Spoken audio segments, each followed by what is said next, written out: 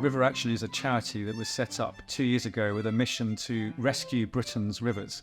I had a conversation with my colleague Charles Watson, who set up River Action, how we're going to try and reach a broader audience. And together we thought the time has come for doing an animation. Our rivers are in the most despicable and disgraceful state, and they're full of human effluent, the effluent of intensive agriculture.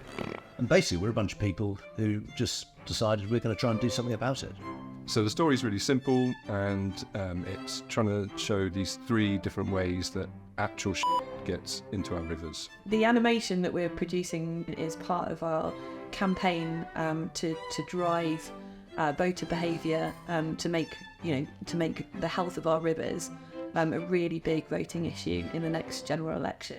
We decided that we wanted to do one that would really shake people and wake them up, hence this very naughty language. This is a story that needs to be told. Our rivers are being trashed and we need to tell people about it. It's a serious issue that we need to be taken seriously, but we can provide that humour and that kind of novelty factor around making it publicly accessible.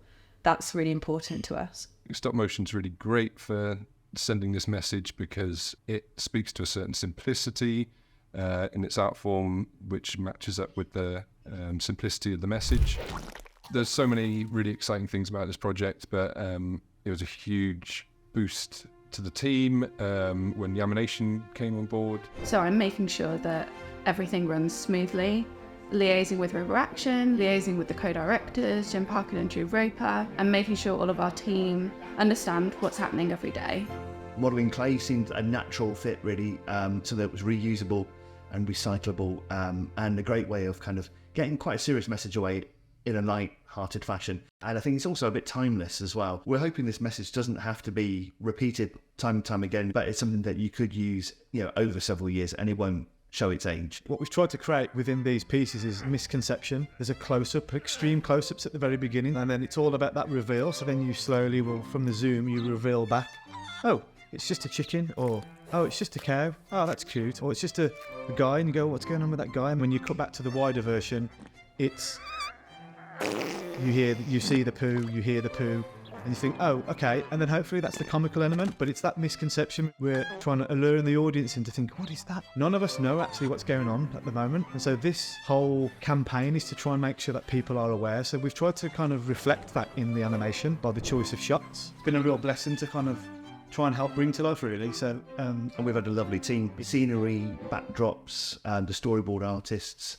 Then you have your team of model makers. My role as studio supervisor has been working with Jim and a group of amazing model makers to bring the vision of Jim's plasticine world alive. It's been really exciting working with clay, which is a natural material, and mixing up different various colours regarding the colour palette to reflect the River Action scheme. The process of mixing clay is quite in-depth, and there's a real art form with getting it mixed and warming up the clay in the oven, getting the temperature right, and then rolling it through the pasta machine, which helps condition the clay to make it more malleable.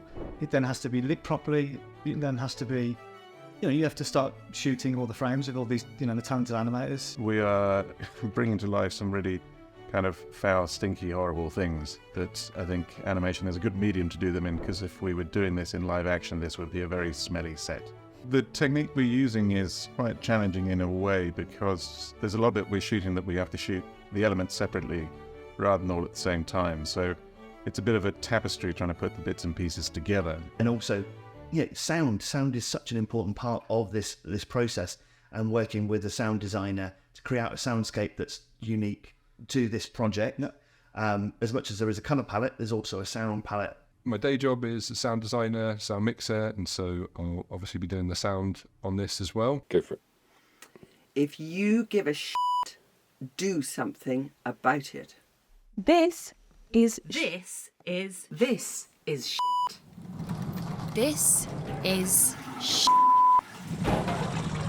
It's also just one of the most fun jobs I could have.